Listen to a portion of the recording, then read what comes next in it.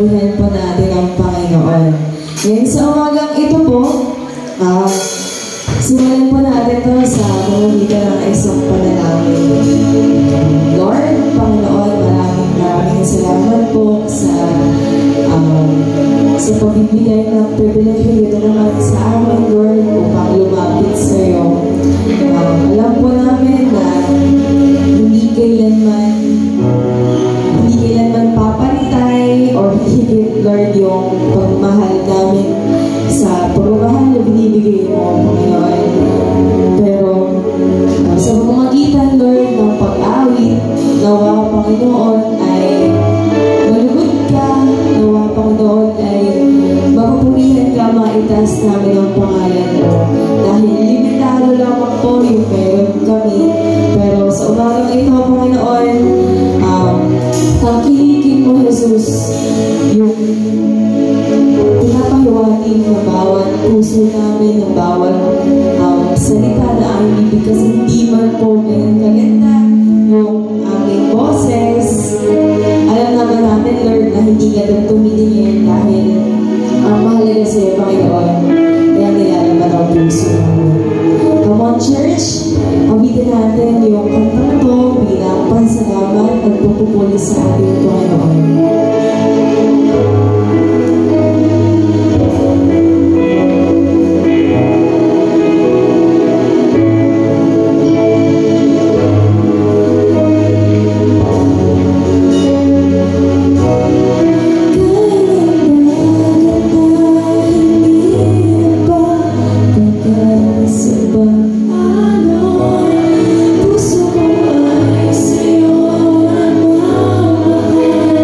Sa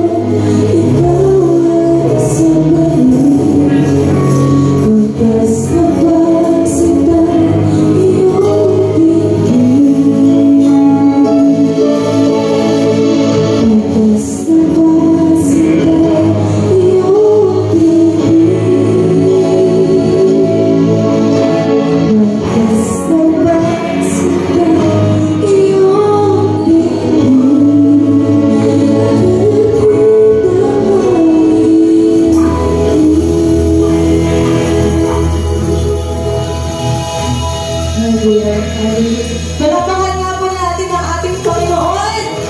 Mas malakas!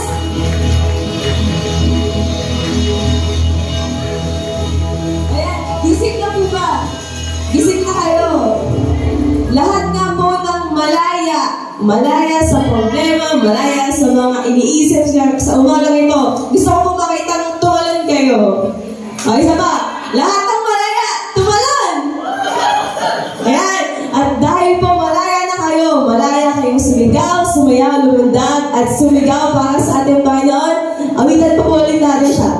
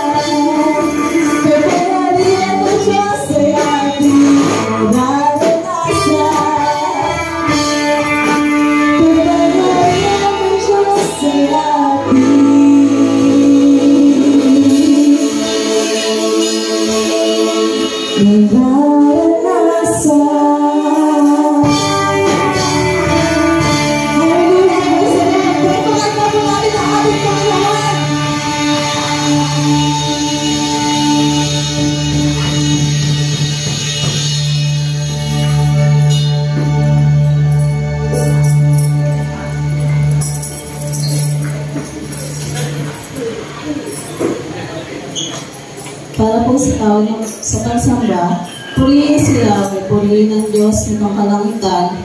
Kayo sa itaas, siya ay papurihan ang lahat ng anghel. Magpuri magdiwang kasama ang hukbo, roong karamihan, ang araw at buwan.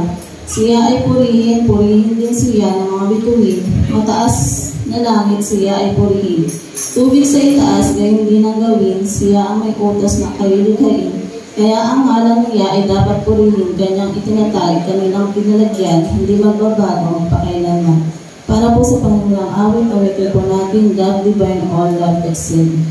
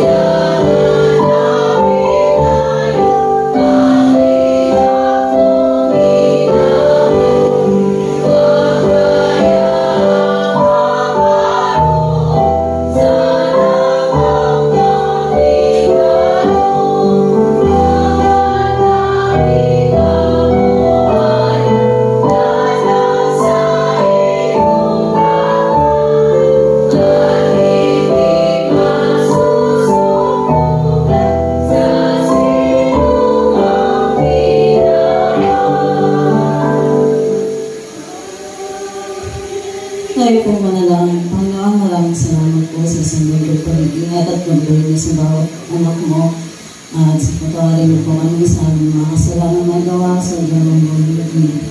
Salamat po sa lahat ng blessing na ipinapala niya sa aming buhay. Nawa po ang aming mensaheng marinig sa araw na ito ay magamit namin sa pang-araw-araw. Ganun din po ang iyong mga anak na wala pa dito sa iyo. Mananatahanan ay kayo po ang siya magpaalala sa kanila na ang araw nito ay ang araw ng Panginoon. Sa iyo ako dinadagawin lahat sa matamis pangalan ni Jesus. Amen.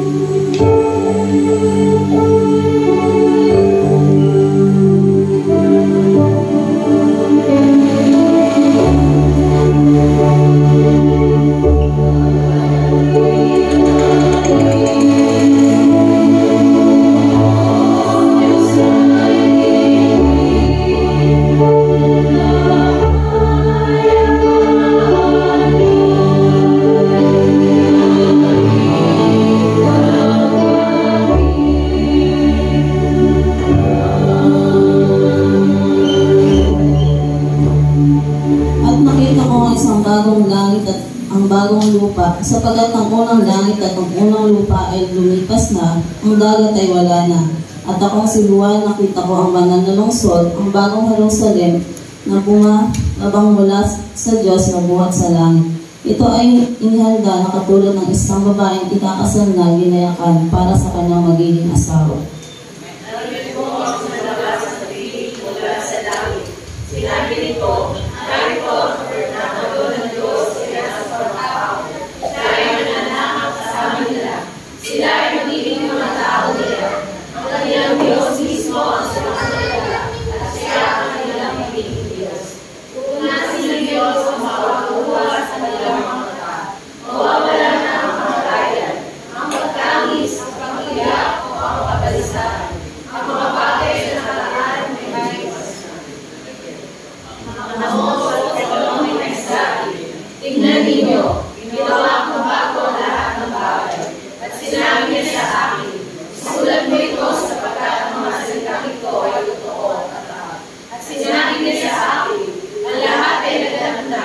Ako ang Alpha at Omega, ang simula at ang wakas. Ibibigay ko ang tubig ng buhay na walang bayad sa sino mang nakukuha. Ngayon po ay matutunghayan natin ng tanging awit ng mga bata.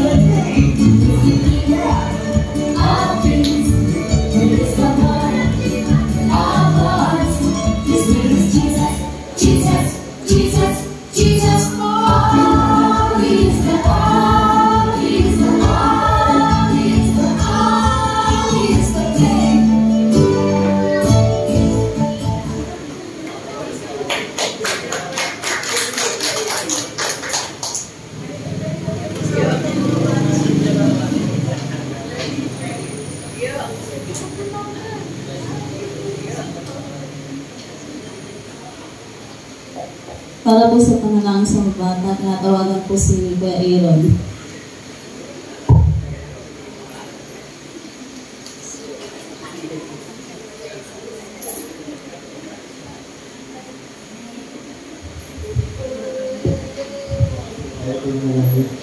Lord, pinapanalangin namin ng mga bata na ito ay lagi mo silang ingatan at gabayan. Mo silang pababayaan sa kanilang paglalaro at sa lalapit na pagbabalik-aral. Panginoon, gabayan mo sila. Ibigay ang pangangailangan sa pag-aaral, Lord, at pati ang kanilang mga magulang na gumagabay sa kanila. Ay puspusin mo sila ng biyaya upang matuloy ng lahat ng kanilang kailangan sa araw-araw. Ito ang aming kailangan sa pangalan ng Jesus.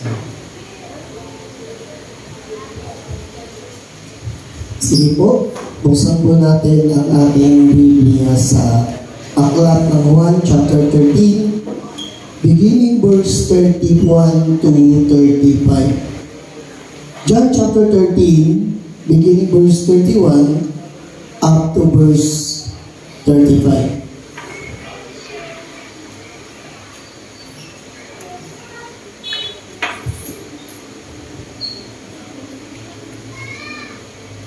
Ito po sinasabi ng banal na kasulatan.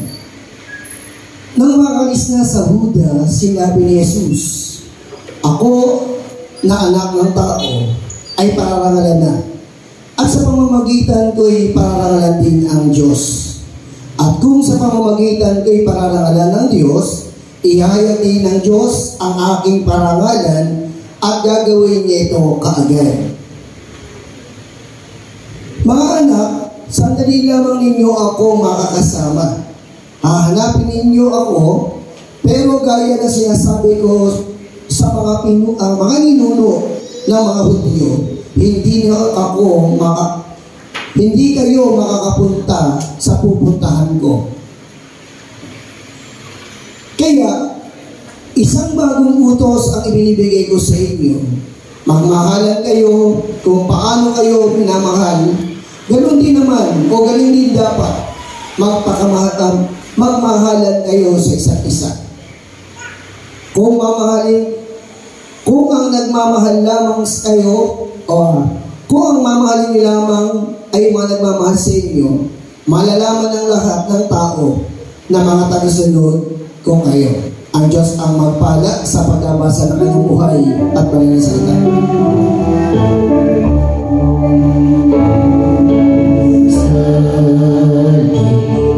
Mo'y aming ilawan at ang lahat sa aming landas. Sa kita mo'y aming ilawan at ang lahat sa aming landas.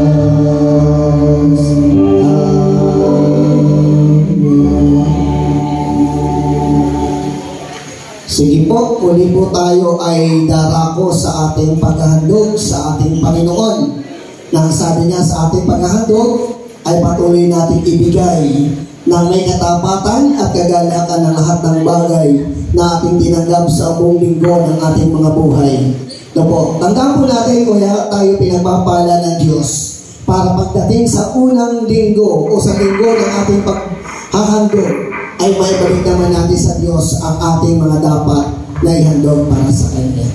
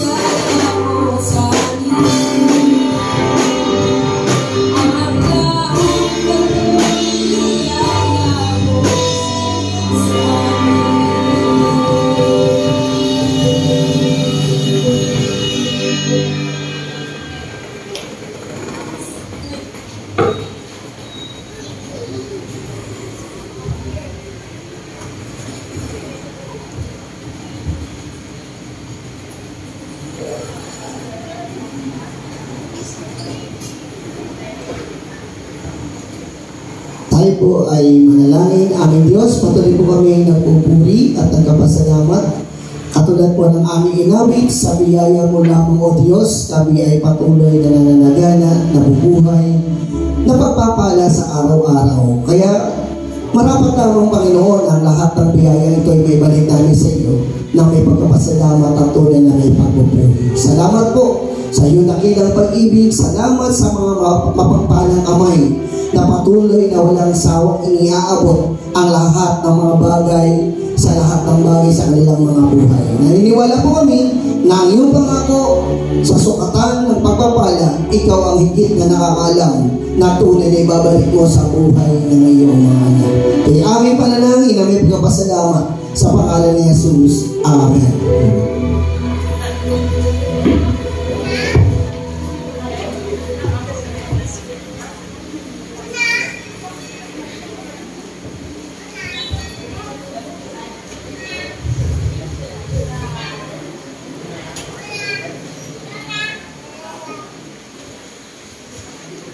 Tinatawagan po ang mga maya dito sa harap.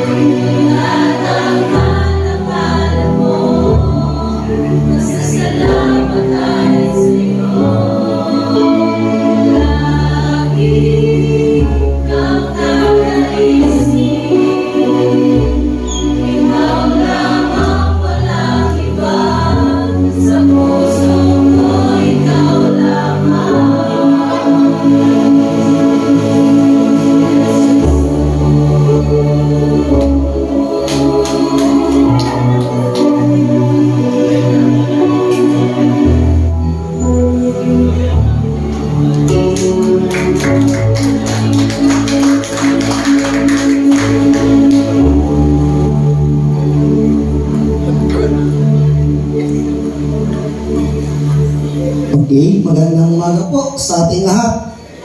Yan. Parang di yata po mga for the past month ay hindi po yata natin acknowledge yung ating mga bagong instrument. No? Nung una po ay nagkaroon po tayo ng lead guitar. Kung di po nagkakamali. Eto, itong pula. Pero kagapit, hindi pa, may ito muna. Sumunod po yung white. Yan, kahapon. Pula po puti. Ano ba?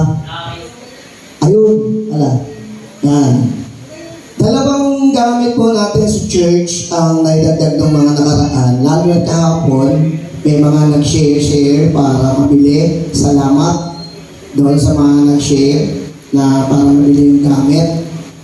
Then, di po natin na-college yung, kung may nakita po kayo mga upuan dito sa gilid na puti, nung ginamit po natin ng anniversary, dinonate po din yan ng time po ng anniversary natin na hindi po natin kinilala.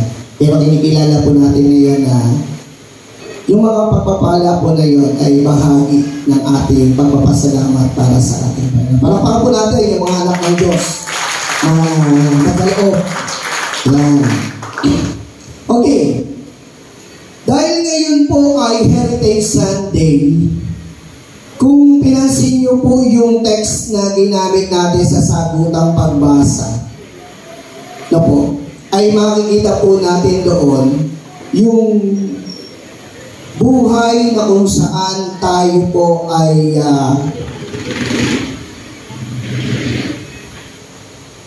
itinuturo o sinasabi ng Diyos, lalo nito sa ating konteksto, yung presensya, yung pagpapala ng Diyos. Sabi nga ng Lord sa atin, yung kung paano natin tayo namumuhay dito sa mundo, yung sa gitna ng tahanan o sa tahanan ng Diyos, sa gitna ng kanyang bayan. Yun po yung naging message po nung midweek. Na kung paano po natin ginagamit yung buhay natin. Nang sabi nga doon sa panahon na yun, tinatanggap po natin yung spiritual o yung significance of God's presence. Na kung saan, how to impact their daily life o daily life. Kamusta po yung buhay natin sa araw-araw? Ano po ba yung impact nito sa iba? Maganda, pangit, maayos, hindi. Pangalawa, sabi ko po nung Thursday, is a nature of God's covenant. It is a covenant in relationship with Him. Kamusta? Yung relasyon natin o yung pakikipag-covenant natin sa ibang tao, lalo na tigit sa Diyos. And then, yung sinasabi ng Lord sa atin na yung eternal fellowship. Yung sinabi niya doon sa Revelations na papahirin niya ng bawat luha ng bawat isa sa atin. But today, ang sinasabi ng Lord sa atin sa umagang ito ay yung buhay na meron na tunay na pag-ibig ang Diyos sa bawat isa. Sabi doon, love like Jesus, a new commandment. Lagi natin sinasabi, ano ba yung command ng Diyos? Diba sinasabi natin lagi, bigyan mo ang Diyos na buong puso, buong pagmamahal, buong paggalang, at ibigin mo ang iyong kapwa gaya ng iyong sarili. Ando pa po ba tayo sa loob ng covenant na yun? Amen. Nakapaloob pa po ba tayo sa covenant na yun? Nagagawa po ba natin yung covenant o yung commandment ng Lord na yun sa buhay natin? Sa loob po ng halos 10 buwan o 11 buwan, kulang 1 taon, nang aking mo mananatili dito sa iglesia ng Inakon, Kung naalala niyo po yung unang salita ko, noong unang tumuto ako dito sa pulpito na to, ang sabi ko noon, meron dapat ayusin ng Diyos sa iglesia ito. Ewan ko kung natatandaan niyo pa. At nakita ko po doon sa aking pagbibisita, pagdadalaw-dalaw sa bahay, naalala nyo, hindi ko po kayo sinasama, hindi ko rin sinasama si Ate Tonet, ako lang mag-isa. No po. May mga bahay akong hindi napupuntahan. Pero, alam niyo po ba na sa message ng Lord sa atin sa umagang ito po ay refleksyon ng ating buhay. Dapat sabi ng Lord, love is a sacrificial. Sabi doon, we're called to put other first, even its hand. Yung sinasabi ng Lord sa buhay ng bawat isa sa atin, na katulad ng pag-aalay ng buhay ni Jesus para sa bawat isa, tayo o tinawag tayo at inuna tayo na kahit ito ay mahirap. Mga kapatid, sa palagay niyo po ba tayo lang ang tinawag? Sa palagay niyo po ba ikaw lang ang tinawag? Kung lagi niyo naririnig sa akin yung salitang baka hindi ka na nakapagpapasok, nakapagtatabi pa rin tayo. Alam niyo, nakakalungkot. It's 71 years in the church. Pero hindi ko alam kung sino may problema, kung yung tao bang pinupuntahan ko, yung ino-obey ng tao. Hindi ko maintindihan. Itong lady na to, nag-analyze pa ako sa sarili ko, sa Lord, ano ba talaga?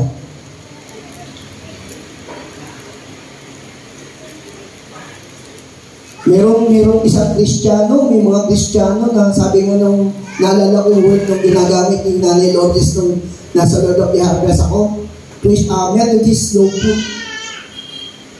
Masyadong mabakal. Hindi lumalago. Kapatid, masaya ka na ba na yung katabi mo ngayon, yan yung makakatabi mo forever?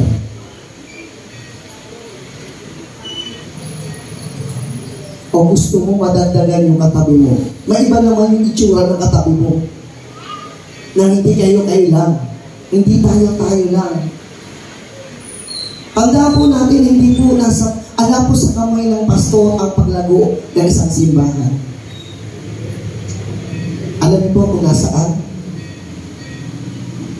Nasa kamay ng bawat isa sa inyo. Kasi kayo po yung maiiwan, kayo yung mananatili.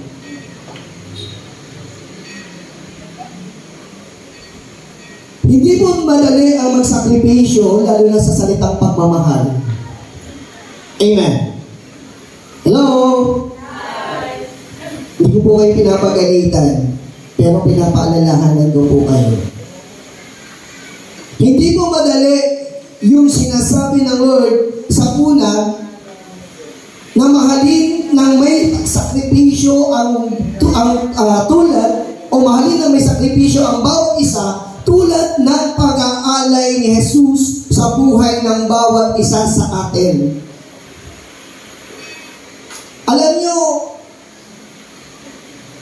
sabi ko nga, pag yung tao hindi naintindihan ng kapwa niya, yung tao, yung nagsasalita sa kanya, yun na mayroong malaking problema. Hindi na yung may katawan o yung sinasabihan niya. Pero ang tanong mo natin, bakit ba? Paulit-ulit. Yun at yun. Minsan po, alam mo nga, minsan may mga nakakausap po ko sa mga miyembro natin. Minsan, dati, oo lang ako ng oo eh.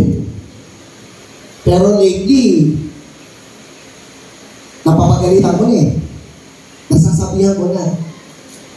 Alam niyo, sinasabi sa kanya, ang galing ba naman? Di pa reaction niyo.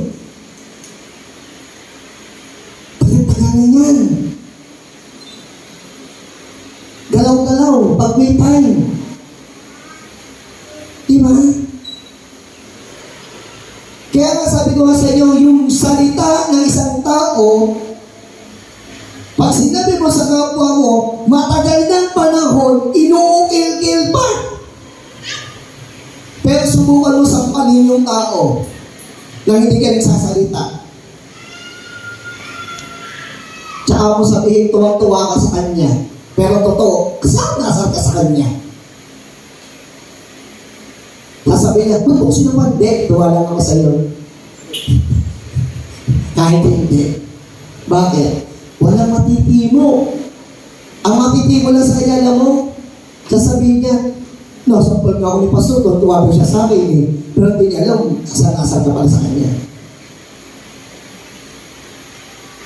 Ang salitang sakripisyo na sinasabi ng Biblia, pag binasa po natin ang 1 Corinthians chapter 13, ang pag-ibig ay mapagbata, mapagtiwala, puno ng pag-asa na nanatili hanggang wakas. Ang pag-ibig ay hindi nananaghili, hindi nagmamapuri, hindi nagmamataas. Kung hindi maibigin sa kanyang kapwa. Yun po yung tunay na sakripisyo ng pagmamahal. At the Heritage Sunday, sabi nga doon, pinakikita sa atin ng Diyos yung kanyang pag-ibig sa bawat isa sa atin. Sabi nga doon, love is unconditional. Pag nagmahal ka, hindi ka maghihintay ng kapalit. Baka pag tayo yung nagmamahal, lagi gusto natin may kapalit. Sabi doon, Jesus as without a condition, let's strive to love others in the same way. Yung sinasabi po ng Lord sa atin na pag-ibig natin ay walang kondisyon at magsikap tayong mahalin ang iba sa parehong paraan. Huwag mo tayo nang mimili ng taong mamahalin. Ito ka-level ko to, ito mamahalin ko to.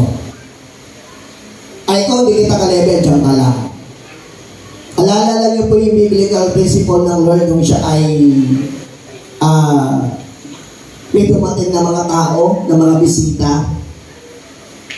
Ito po. Nung may dumating, yung isa umupo doon sa upo, doon sa andangan ng upuan. Yung isa naman, doon sa upuan ng mga hindi pangbangan. Sabi ng Lord, biblically, sabi nga doon, pag ikaw ay in-invite sa isang handaan, huwag ka basta-basta uupo. Kasi baka mamaya, kung ka sa upo ang pangdangan na umupo, hindi ka naman pala pangdangan. Di ba? Baka hindi ka pangdangan na, hindi ka para sa upo ang pangdangan, doon ka pala sa upo ang pangkaraniwan. Alam niyo po, may experience po ako sa gawain ng, I'm sorry, the word, ng gawain ng kababaihan that time. Binigyan po kami ng plato, Thanksgiving yan, naalala ko, Thanksgiving yan. Binigyan kami ng plato. May plato, binigyan namin. E may mga isang dalawang long table doon sa loob ng area na yun. Nung kami pinangakuha na ni Pastor Martinez, dahil siya po nasa harapan ko that time, nung uupo kami, sinubay kami ng isang kababaihan. Sabi sa amin, ay Pastor, huwag kayo dyan uupo, ay uupo dyan. Sabi ko, saan tayo po pwesto? Sabi ko, kagawin ko lang. Sabi niya, hindi ko alam. Pipit po namin, plato namin, para kami mga yung pumila sa handaan na pagkuha namin, biglang lumigong ganyan. Hindi namin alam kung saan kami pupunta. Alam niyo po, dahil sa ano na yun, sabi ni Pastor Martinez sa akin, alam ka lang, kumuha ka na ng pagkain mo. Sabi ko, kuya, hindi na ako kumuha ng pagkain ko. Kumuha ka na, nakakahiya. Nakapila ka. Alam mo, ginawa ko, kumuha ko. Konti lang. At after po lang, alam nyo, hindi ko siya kinain. Iniwanan ko siya doon sa labas. Bakit? Ito po sinasabi ko dahil experience ko to. May mga indication pa minsan pag nagkakasal po ako. Ako yung nagkasal, ako yung pause doon, na-gown, na-stool. Tapos pagdating ng kainan, pastor, kaya ka na. Abot ang plato, nakapila ka.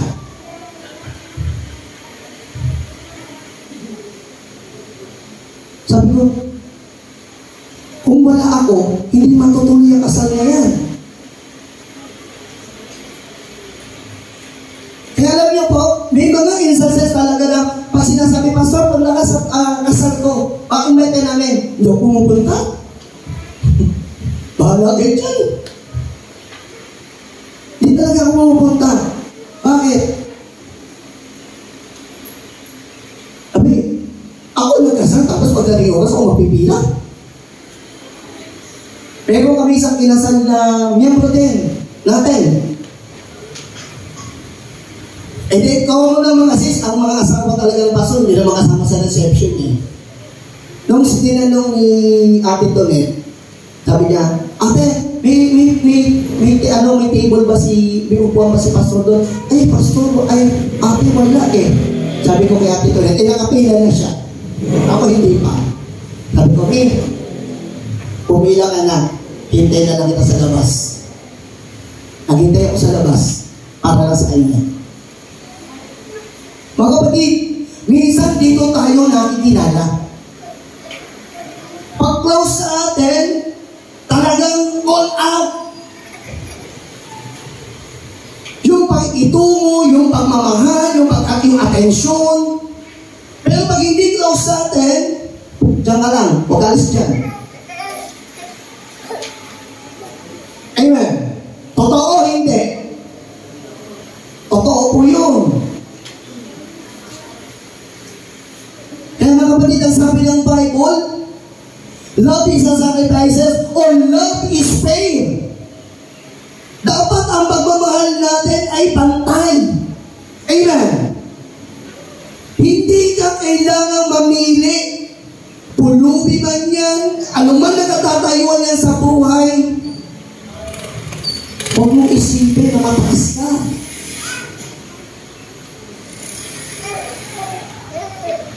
Huwag mong isipin na magaling ka. Oo, may pera ka. Oo, pinagbahala ka. Pero dapat pantay ang pagtingin natin sa bawat isa. Bakit? Pantay tayo tinignan ng Diyos. Tandaan yan. Kailanman hindi namili ang Diyos ng taong mamahalin, ng taong ililigtas, ng taong pahahalagahan. Alam nyo, as a pastor, ang dami po namin experience. Naalala yung kwento ko sa inyo nakaraan. Pag pumunta kami sa isang miyembro, pag pumunta ka kasulit mo, basahan eh. Imagine mo yun, kung nakasapatos ka, pag sinundan ang sukat ka, lumaga ka sa loob ng bahay, kasunod, basahan. Kaya mag-ininan mo, para ba? Wow, galing. Di ba? Tapos sasabihin, pastor, wag mo na humarin yan. Pero wag ka kasunod mo basahan. Pugas na yun. Kaya alam niyo po, nung tayo balik ko sa bahay yan, hindi ako pumasok sa loob ng bahay. Sabi niya sa akin, pasok ka.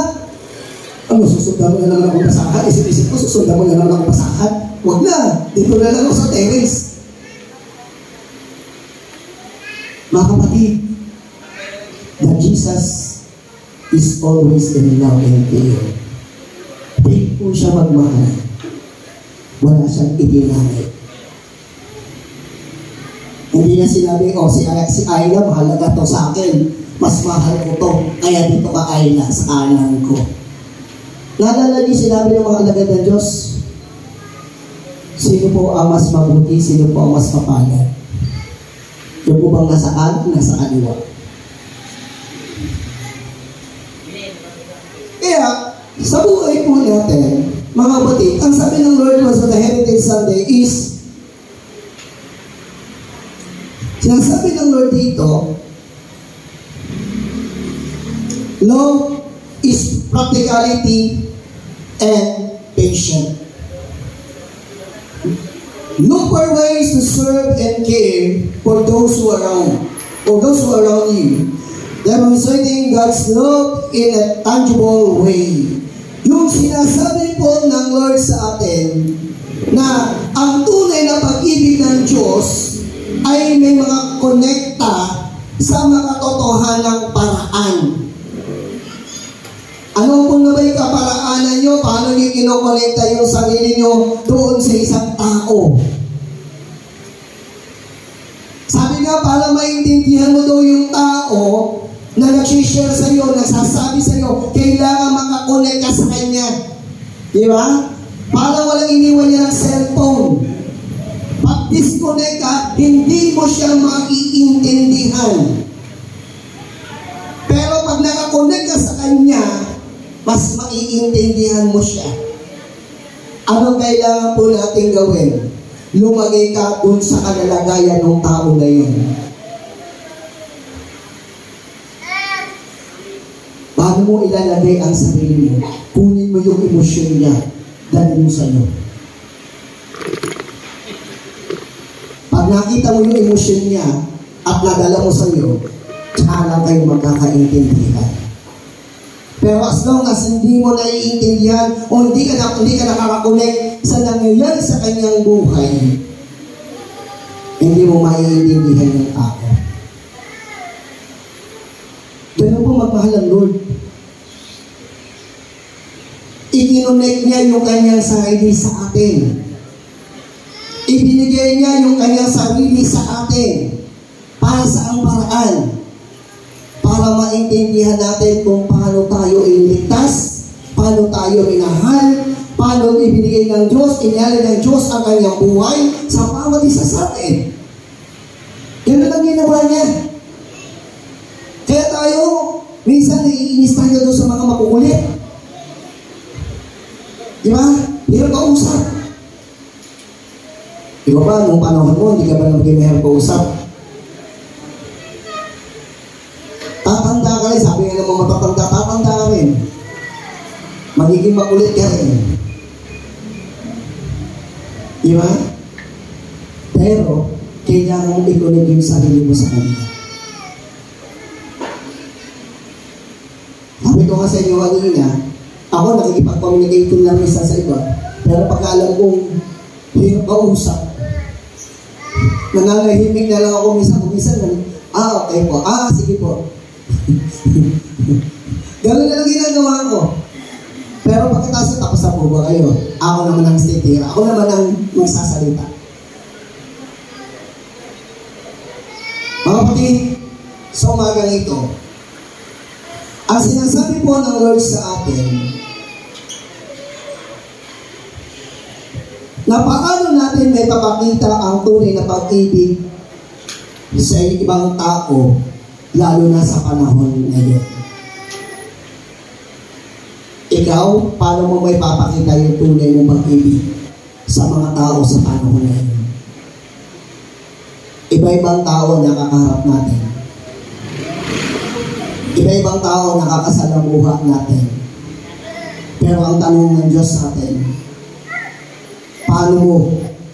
paano natin ipakikita ang buhay natin bilang isang tunay na Kristiyano?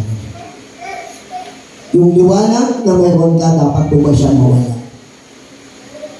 Yung asin na pampalasa sa buhay mo, dapat po ba siyang tumabang? O mapabilang po tayo doon sa sinasabi ng Panginoon na kailangan tayong bitinan ng milingang bato sa leeg at itapon sa dagat. bagay na gusto natin pagdinilayan sa umagang ito. Ano yung mga paraan na may papakita mo na may pag-ibig ka sa Diyos at sa iyong komunidad? At tatapos lamang po ng eleksyon. Naalala ko po yung iba ay namimili talaga sila ng pera. Pero paano po natin ipapakita yung pag-ibig natin sa komunidad? May panalangin sila. May idulog natin sila sa Diyos. Yan po. Lalo na yung ating mga kapwa. At sa panghuli na gustong pagpinililayan natin sa umagang ito, tayo po ay patuloy na hinamon ng ating Panginoon na palakasin ang kanyang mga utos o tungtulin na yung salitang mag-ibigan tayo sa isa't isa ay gawaran po natin o samahan po natin ng pananampalataya. Magulang kapatid, sa umagang ito, kung sinasabi natin na mahalin ang iba tulad ng pagmamahal ni Kristo, mahalin natin ang ating kapwa tulad ng pagmamahal ni Kristo sa atin. Uulitin ko po, tayo ay mahal ng Diyos. Hindi po tayo purified person na o malinis na tao na. Nagkakamali, nagkakasala. Pero ang sinasabi ng Diyos sa atin, ipamalas natin, ipakita namin yung tunay na buhay Kristiyano. Yung tunay na buhay mananampalataya. Alam niyo po, huwag po na natin ipamana sa ating mga anak sa susunod na henerasyon kung ano yung kanilang nakagisnan sa atin. Huwag po tayo masanay ito sa salitang nakasanayan na natin. Alam niyo po, ako nalungkot ako nung ako'y malis sa isang church na pinagalingan ko. Lahat ng sasabihin ng pastor, pastor, nakasanayan na po namin ganito, na ganyan. Sabi ko nga, ba't bumaba kayo ng pastor? Kaya sanay naman na pala kayo, wala kayong pastor. Pinanakak ako at the end. Huwag na kayo kumuha ng pastor kung kaya nyo gampanan ang pagiging pastor.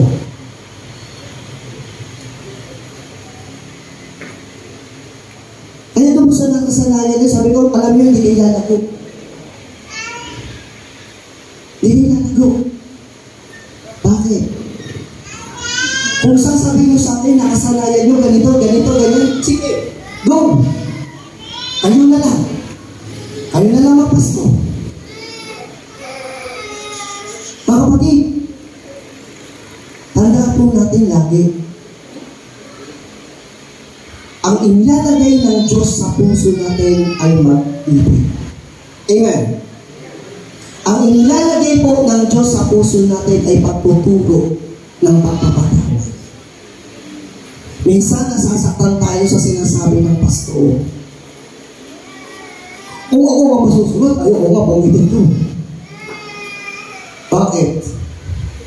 Kasi baka mamaya, ayun na naman, katulad nga ako, sabi, pastor, ayun na naman, bukas, tatamaan mo na ako, bakit kasalanan ko ba yun?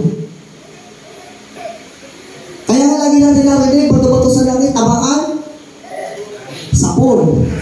Yung bukol, sapon. Pero, kailangan kung tayo ay nasa sapon o napukulan, may tinuturo ang Diyos sa atin. Amen. Para wala na akong kasama. No. Para wala na akong kasama. Mga kapatid,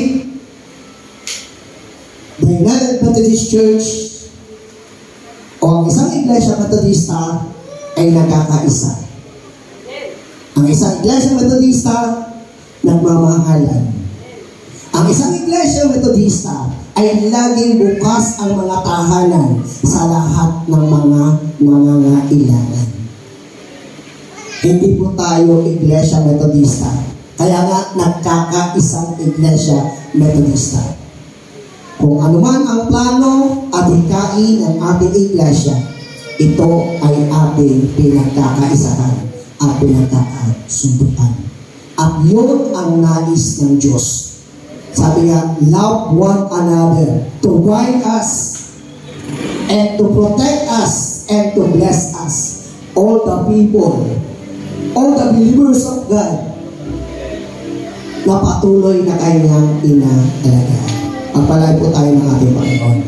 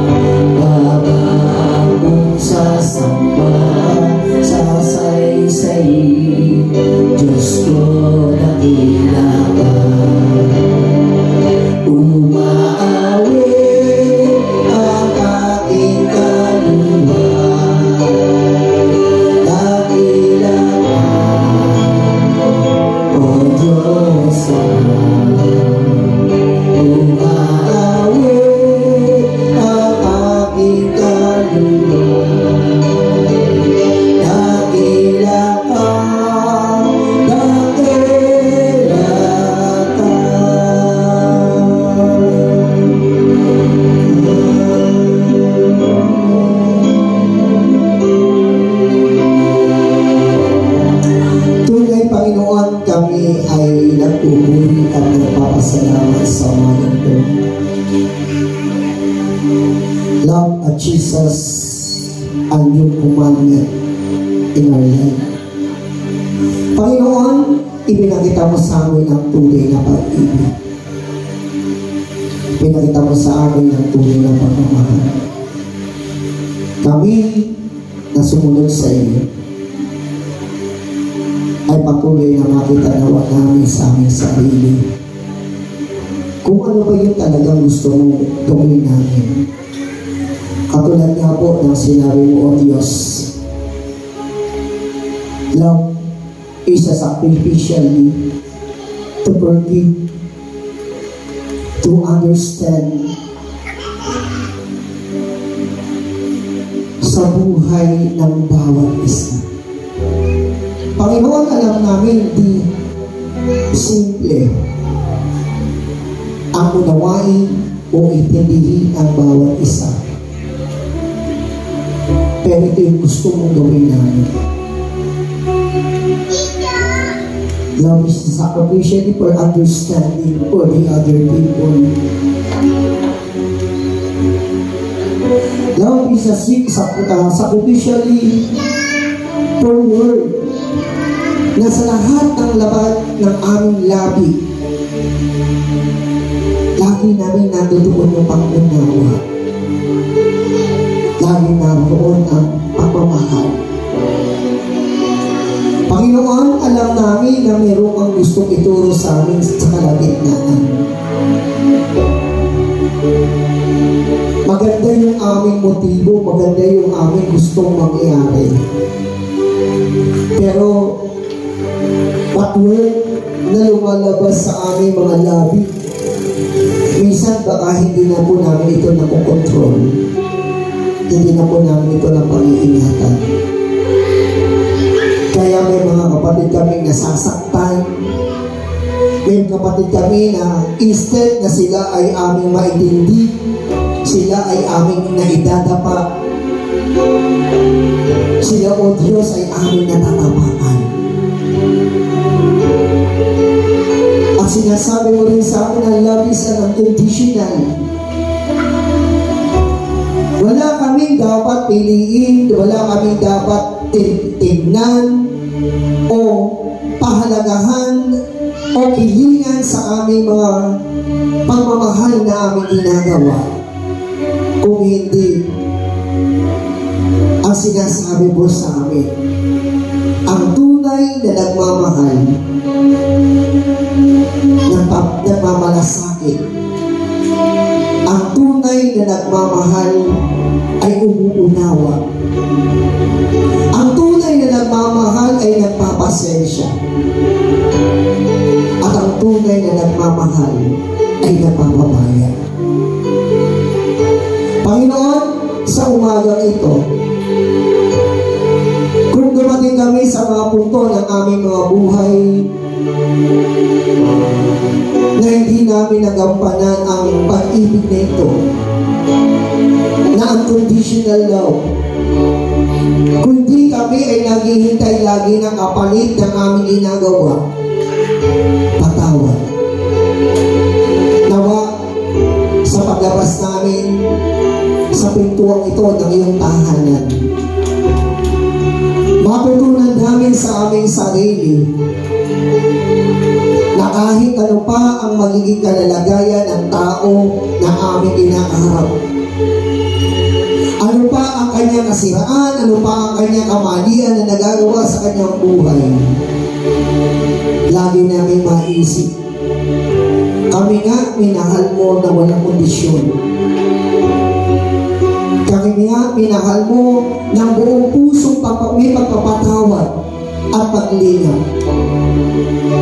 Nawa, ganito din ang aming magawa sa aming kapwa, sa aming kapatiran, sa aming iglesia, maging O Diyos sa aming pamilya. At naniniwala kami, O Diyos, na sa umagang ito, nandoon ka, na lagi mo kami pinagpapala. At At lagi mo kami inaalagaan. Sabi mo nga, love is practicality. Kung ano yung alam namin mabuti na dapat namin gawin na hindi namin nagagawa, ay magawa na namin. Sapagkat ang lagi mong inire-remind sa amin, ang nakakaalam ng mabuti pero hindi ginagawa ay nakakasala. Praktikal na mahalin namin ang aming kapwa na nagmamahal sa amin. Pero praktikal din na mahalin namin ang aming kapwa na kahit hindi kami mahal, ay mamahal din namin sila. Sapagkat ito ang iyong utos. Ito yung command mo. Ito yung commitment namin. Ito yung understanding namin sa napakarami ng mga salita mo na aming napakinggan. Kaya Panginoon, sa umagang ito, Ikaw ang higit na mangusap. Ikaw ang higit na magpaalala doon sa mga mistake namin o doon sa mga mali namin. Sapagkat alam namin, pag ito'y narinig namin na kami, nagkukulang kami, nagkakamali, ito'y palatandaan na kami yung mahal. Ito'y palatandaan na kami yung ginigising. Ito'y palatandaan na ayaw mo kaming mapahama.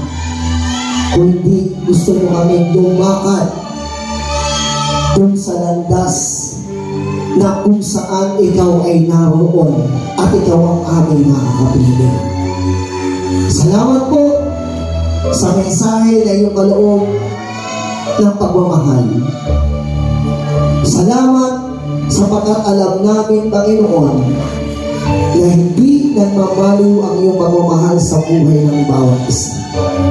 Panginoon, tinataas po namin sa iyo ang mga mahal namin sa buhay. Alam ko po na naroon ka doon sa aking pakikipagniig o pakikipagkwentuhan sa kapwa ko, membro, sa mga membro dito sa inamin. Panginoon, nawa sa kanilang mga puso, ipuin mo po ang bawat isa sa kanila.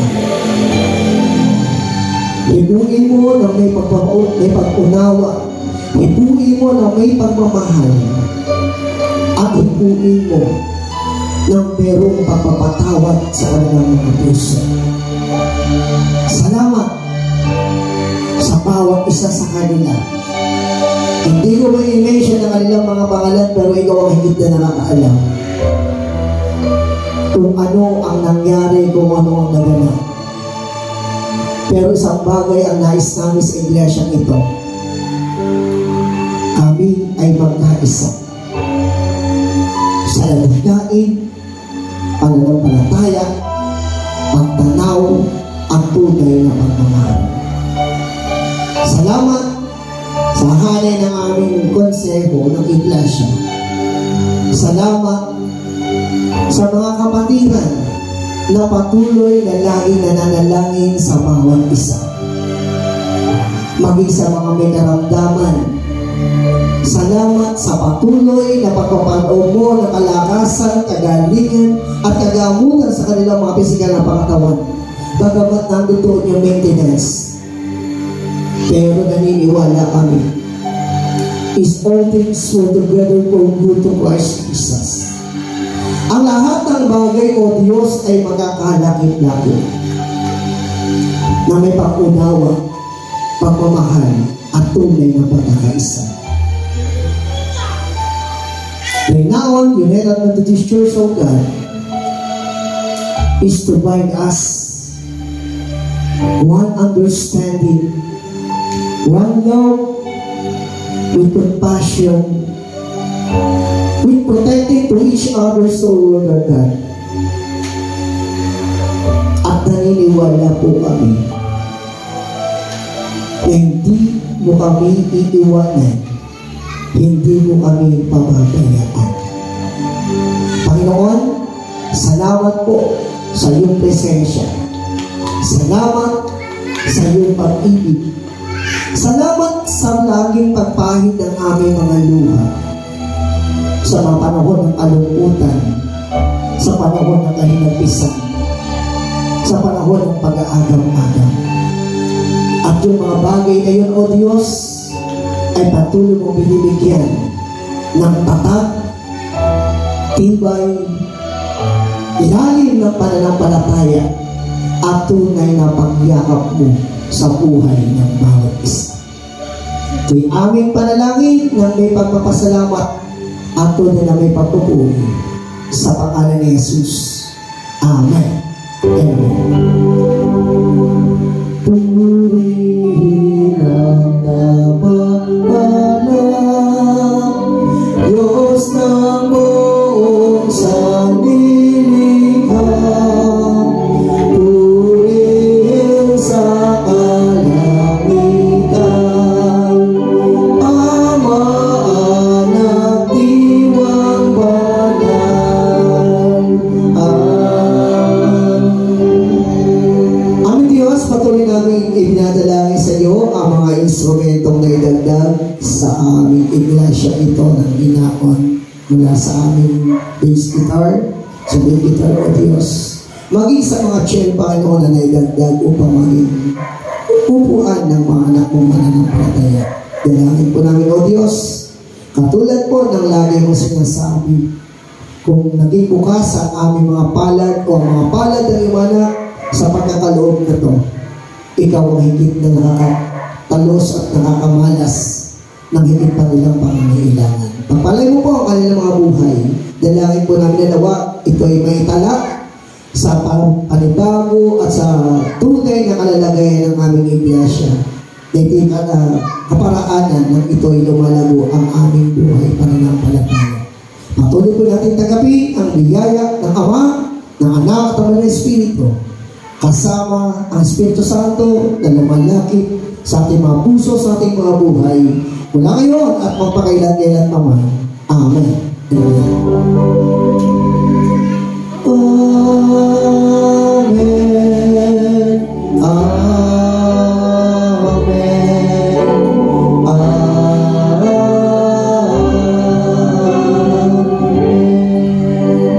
Praise the Lord. Makakapala po tayo saglit. Yan.